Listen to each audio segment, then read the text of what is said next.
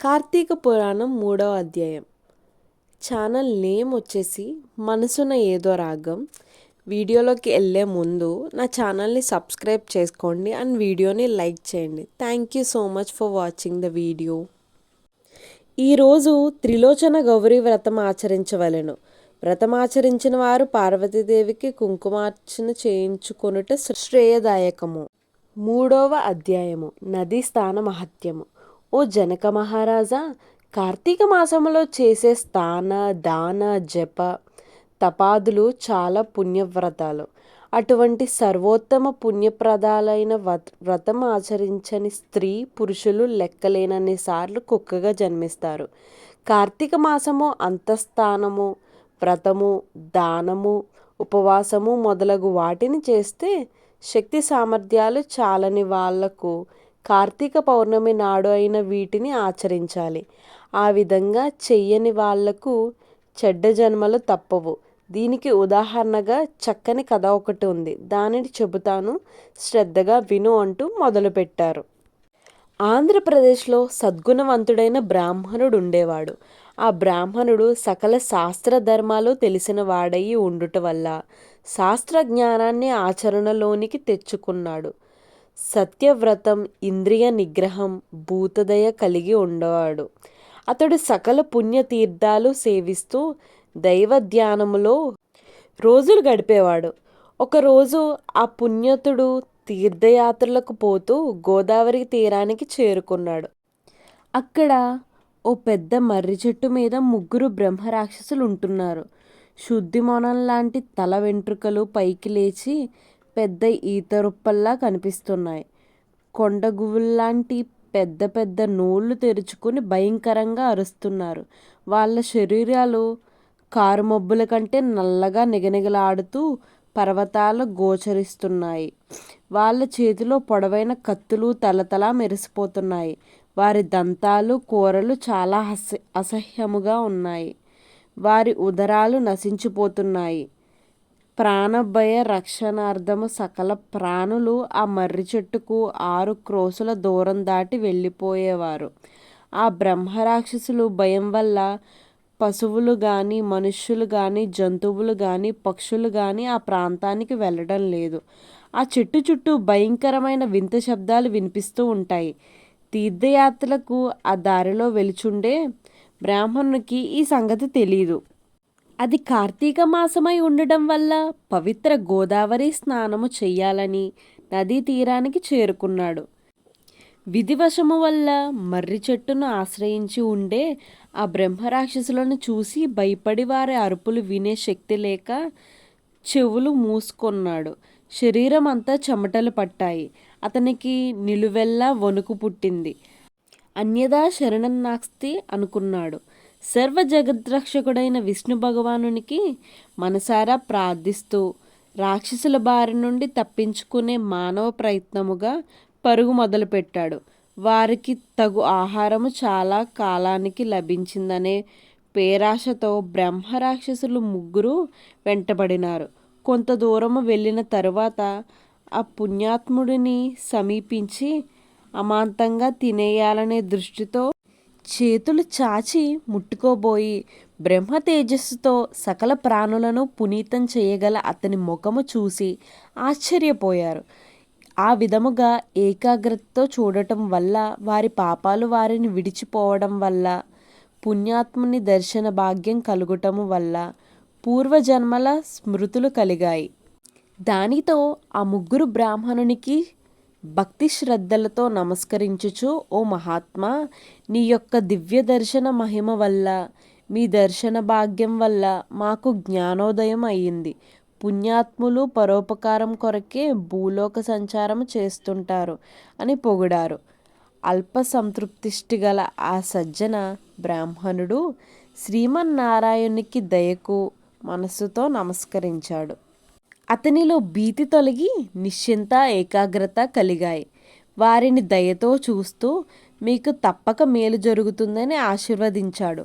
తరువాత వారి కథ తెలుసుకోవాలని కుతూహలం కలగటం వలన, నాయనలారా, మీరు ఎవరు? మీకు ఇటువంటి జన్మలు ఎందుకు వచ్చాయి? పూర్వజన్మలో మీరు ఎటువంటి పాపాలు చేశారు? చేసిన పాపం చెప్పటం వలన కొంత పాపం పోతుంది. శ్రీ మహావిష్ణువు మనలందరినీ రక్షిస్తాడు. ధైర్యముగా మీ వృత్తాంతాలు నాకు చెప్పండి, ఆలోచించకండి అని ఆ బ్రాహ్మణుడు ఆ బ్రహ్మ రాక్షసులతో పలికెను. అప్పుడు ఆ రాక్షసుడు వరుసగా తమ వృత్తాంతము చెప్పడం ప్రారంభించారు. మొదటి బ్రహ్మరాక్షసుని కథ. ఓ మహాత్మా, నేను ద్రవిడ దేశంలోనున్న సుందరమైన గ్రామంలో బ్రాహ్మణ వంశానికి చెందినవాడను. నేను గ్రామాధికారిగా చేసేవాడను. ఆ అధికార గర్వంతో కన్ను మిన్ను గానకుండా దుష్టుడైన కుటుంబ పోషణయందు ఆసక్తి హద్దులు మీరటం వల్ల బ్రాహ్మణ డబ్బును దొంగలించాను. అంతేకాక బంధువులందరినీ అలక్ష్యం చేశాను. అమావాస్య నాడైనా సద్బ్రాహ్మణునికి పట్టెడు అన్నం పెట్టుట మెరుగను. బ్రహ్మత్వం 7 తరాల వరకు పీడిస్తుందని తెలుసుకోనేలేకపోయాను. అది సూర్యచంద్రులు ఉన్నంత వరకు బాధిస్తుందిలే. శాశ్వత సత్యాన్ని గుర్తించలేకపోయాను. ఆ జన్మలో చేసిన పాపాల వలన రోరావాది నరకాలు కొంతకాలము అనుభవించి పిదప అనేక నీచ జన్మలెత్తి పడరాని పాట్లు పడుతూ చివరకు బ్రహ్మరాక్షస జన్మనెత్తాను. ఈ పాపం పోయే మార్గము చెప్పి నన్ను రక్షింపమని వేడుకుంటున్నాడని మొదటి బ్రహ్మరాక్షసుడు తన కథను వివరించాడు. రెండవ బ్రహ్మరాక్షసుని కథ. బ్రాహ్మణోత్తమ, నాకు జన్మనిచ్చిన తల్లిదండ్రులను ద్వేషించాను. మాతృదేవోభవ, పితృదేవోభవ అనే ఉపనిషత్ వాక్యాలను నిర్లక్ష్యం చేశాను. భార్య మాటను విని ఆమె తోడినే లోకం అనుకుని అన్ని విధాలా ఆమెను ఆనందింపజేస్తూ కన్న తల్లిదండ్రులను ఆలనా పాలనా చూడలేదు. నేను నా భార్య మృష్టన భోజనం చేస్తూ నా తల్లిదండ్రులకు చలిదన్నం పెట్టించాను. బంధుమిత్రుల్ని ఏనాడో ఆదరించలేదు. నేను చేసిన ఈ ఘోర పాపాల వలన రాక్షస జన్మ ప్రాప్తించింది. నన్ను ఈ జన్మ నుండి రక్షింపమని భక్తి పురాణముగా వేడుకొంచున్నాడు అని రెండో బ్రహ్మరాక్షసుడు తన వృత్తాంతమును వివరించెను. పిదప మూడవ బ్రహ్మరాక్షసుడు తన వివరాలను మొదలుపెట్టాడు. మూడవ బ్రహ్మరాక్షసుని కథ. విప్రోత్తమ, నేను ఆంధ్రదేశంలో ఒక విష్ణు ఆలయంలో పూజారిగా ఉండేవాడిని. పూజారికి ఉండవలసిన సద్గుణాలలో ఒకటి నా వద్ద లేవు. నేను ఉండేది పవిత్ర స్థలమైనప్పటికీ నాలో అంత అపవిత్రమే వ్యాపించి ఉంది. అందరూ అచ్చటకు వచ్చి పుణ్యాన్ని సముపార్జించుకుంటూ ఉంటే నేను మాత్రము పాపాలు ఆర్జించుకుంటూ ఉన్నాను. నాలో దైవభక్తి దయాదాక్షిణ్యాలు లేవు. అవి ఎట్లుండునో కూడా తెలియవు.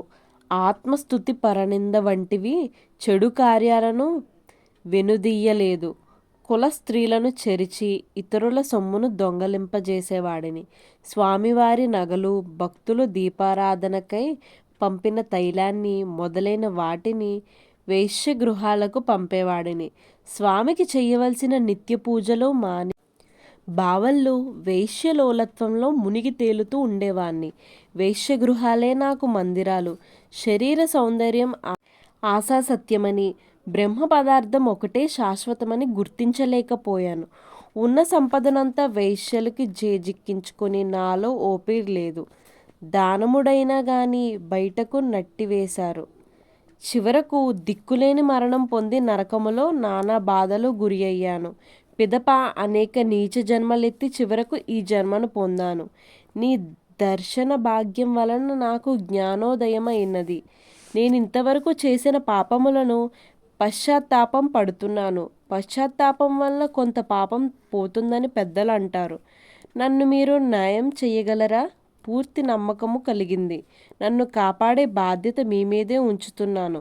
దయతో నన్ను రక్షించండి అని 3 బ్రహ్మరాక్షసులు తన వృత్తాంతము చెప్పి వేడుకొనెను. 3 వృత్తాంతములను విన్న బ్రాహ్మణుడు ఎంతో జాలిపడ్డాడు. వారిని బాగుచేయుటకు తన ధర్మముగా తొలంచి, వారితో మీరు చేసినవన్నీ మహాపాపాలని అనటంతో తప్పులేదు. అందుచేతనే చాలా బాధలు పడ్డారు. ఇప్పటికైనా జ్ఞానాన్ని గుర్తించి పశ్చాత్తాప పడుతున్నందుకు నేనెంతో ఆనందించుచున్నాను. ఇక మీకు ఏ భయము లేదు. మీకు ఈ చెడు జన్మల నుంచి విముక్తి కలిగిస్తాను. ఆ ఆదిశేషుడు మనకు తోడు నీడగా ఉంటాడు అని చెప్పి వాళ్ళను తీసుకొని కావేరీ నదీ తీరానికి చేరుకున్నాడు. అది కార్తీక మాసము కావడం వలన ఉపవాసం చేసి నదిలో స్నాన జపాలు గావించి వ్రతం పూర్తి చేసి ఆ వ్రతము యొక్క ఫలితాన్ని ఆ ముగ్గురు బ్రహ్మరాక్షసులకు దారపోశాడు. గోదావరి ప్రాంతాన ముగ్గురు బ్రహ్మరాక్షసులకు యథా బ్రహ్మరూపాలు నొసంగుచున్న విప్రుడు. ఆ వ్రతఫలము వలన బ్రహ్మరాక్షసులు విముక్తి పొందారు. అందువలన కార్తీక మాసములో స్నానం చేసి వ్రతాలు ఆచరించే వారికి సకల పాపాలు తొలగిపోయి 10,000 వాజపేజీలు చేసిన పుణ్యఫలం కలుగుతుంది. ఈ ప్రయత్నమును చేయుటానికి నిర్లక్ష్యం చూపించిన వాళ్ళు అనేక నీచ జన్మలకు గురైన చివరకు నీచాతి నీచమైనది పంది జన్మనెత్తి తరువాత బ్రహ్మరాక్షసులు అవుతారు.